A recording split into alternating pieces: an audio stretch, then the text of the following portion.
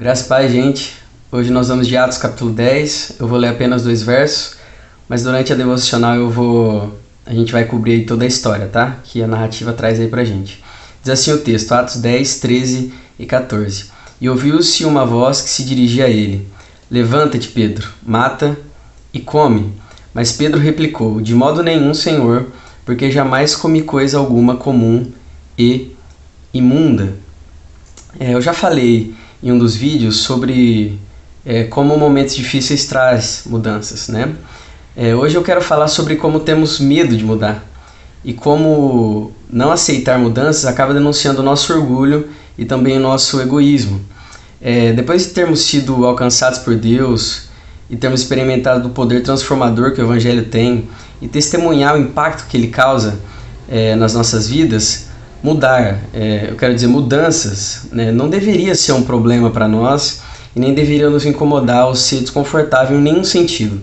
Ao contrário, isso deveria ser suficiente para convencer a gente que mudanças são necessárias e como elas são boas.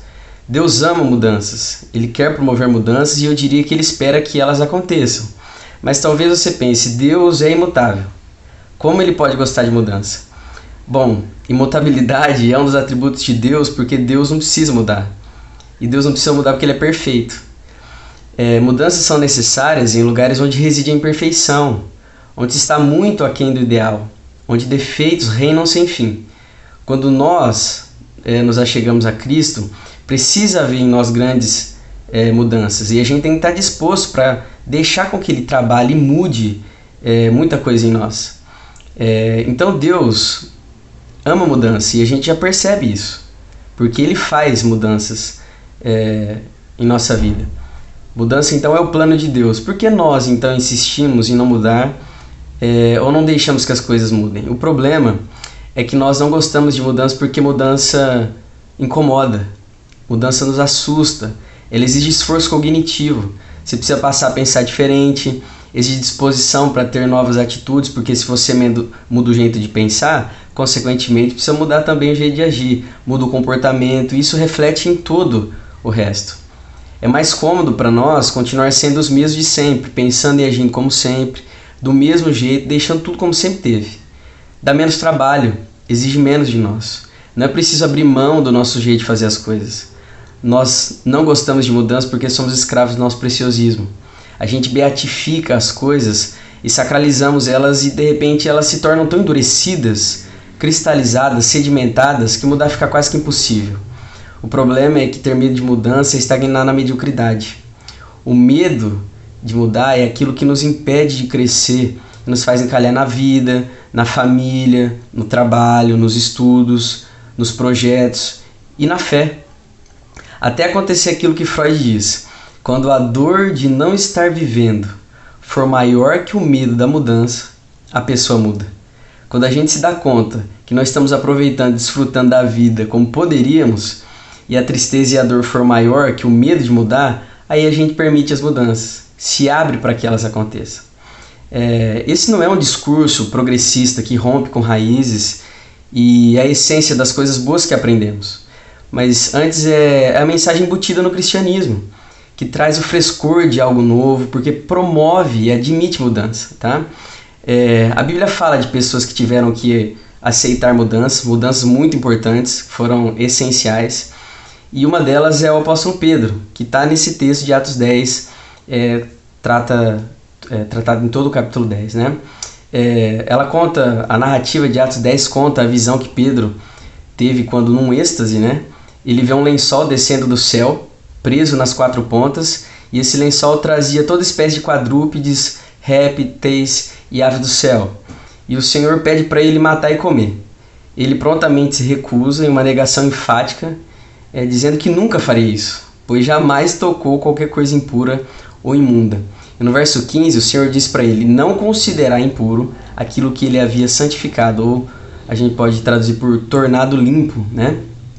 Você consegue imaginar como foi difícil para o apóstolo Pedro ouvir isso? Mata e come. Pedro, até então como um bom judeu, que observa a lei de um modo estreito e irrestrito, e que regulava toda a sua vida com base nela, estava tendo que aceitar que as coisas estavam mudando e que ele tinha que abandonar aquilo que ele sustentou a vida toda. A lei dizia que alguns animais eram impuros e que não deveriam sequer ser tocados, quem dirá então comidos. Está em Levíticos 11 e Deuteronômio 14. Aquilo que o judaísmo erigiu e estabeleceu, o cristianismo estava derrubando e substituindo. Esse era o plano de Deus desde sempre. Pedro, assim como a grande parte da turba aí de judeus e sacerdotes e outros, só não estava entendendo isso ainda.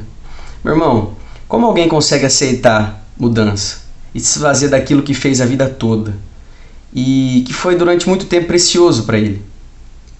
Ao que ele acreditou sempre, durante toda a vida, com todas as forças.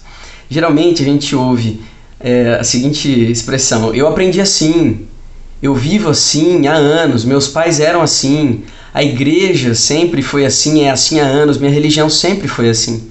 Esse tipo de argumento costuma envolver e diz muito mais respeito ao ego e à arrogância e às preferências de alguém do que a um compromisso nobre e louvável com a verdade. Geralmente as pessoas não querem mudar não porque estão comprometidas com a verdade, mas porque são egoístas, teimosas e querem que tudo seja feito do seu jeito. Não porque elas são certinhas ou corretas. Elas acreditam que o que elas fizerem ou aquilo que elas já estão fazendo durante toda a vida é lei para ela e para os outros. E isso não deve jamais mudar. Ser um jeito disfarçado aí de uma virtude disfarçada, um defeito disfarçado de virtude. Eu sei que parece que Pedro estava sendo zeloso, mas não é isso que o texto mostra. Deus manda Pedro matar e comer. Pedro se recusa a obedecer a Deus e diz que não faria isso. Eu fico pensando, será que Pedro está querendo ser mais santo que Deus? Isso mostra que ele não estava fazendo isso por Deus, mas por ele mesmo. Não queria abrir mão de si mesmo. Deus quebra o orgulho de Pedro e diz para ele que o que ele, ou seja, Deus, havia santificado não deveria ser chamado de impuro.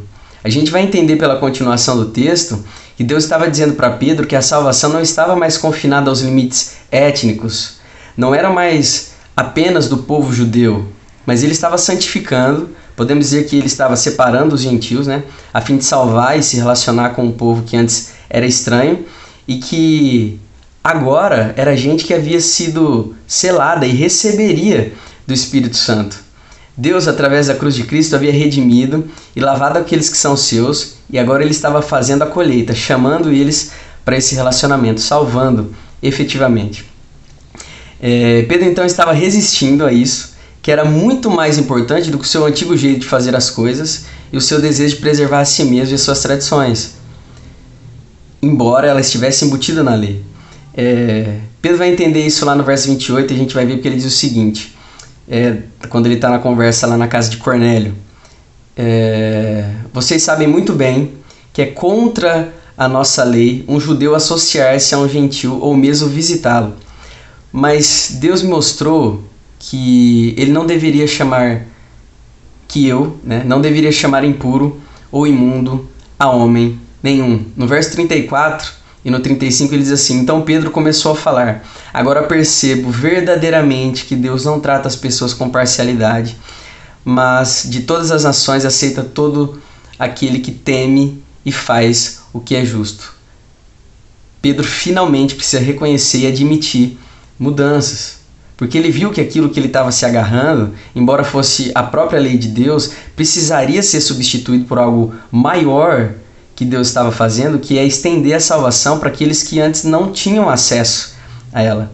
Será que nós somos capazes de abandonar o nosso preciosismo, que é sinal do nosso egoísmo, e deixar Deus fazer como Ele quer? Fazer mudanças?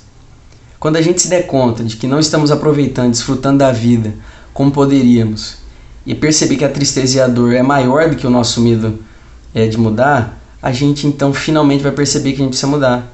Que a gente está preso a coisas que não faz o menor sentido. Precisamos nos abrir para que as mudanças aconteçam. Não há nada de nobre em sermos teimosos.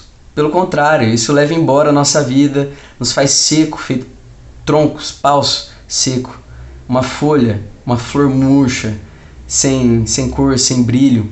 E tudo isso porque a gente insiste em continuar fazendo as coisas do nosso jeito. Eu queria convidar você a deixar Deus mudar você, meu irmão. E que eu também faça o mesmo. Permita que Ele me mude e que as mudanças venham.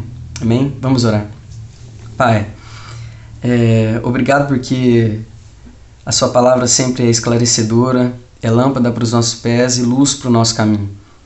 Ela consegue discernir os segredos dos nossos corações e ajuda a gente a perceber aquilo que, por obstinação, teimosia ou por estarmos mesmo empedernidos com o tempo, endurecidos, a gente já não consegue mais se dar conta. Nossa oração hoje é que o Senhor nos ajude a aceitar mudanças. Que o Senhor nos ajude, ó Deus, a não ter medo delas e que nós possamos abandonar o nosso egoísmo, nossa teimosia, o nosso velho jeito de fazer as coisas para admitir as mudanças que são boas e que vêm da parte de Deus. Isso a gente pede em todos os sentidos, na nossa vida individual, na família, no trabalho, nos projetos que a gente tem na vida, na nossa igreja. Que o Senhor nos ajude, ó Deus, a se abrir para as transformações maravilhosas que o Senhor pode trazer na nossa vida. E que a gente receba e tenha a alegria de experimentar da novidade que Deus pode trazer sobre nós. Nós oramos assim, agradecidos em nome de Jesus. Amém. Amém, meu irmão. Até a próxima. Deus abençoe.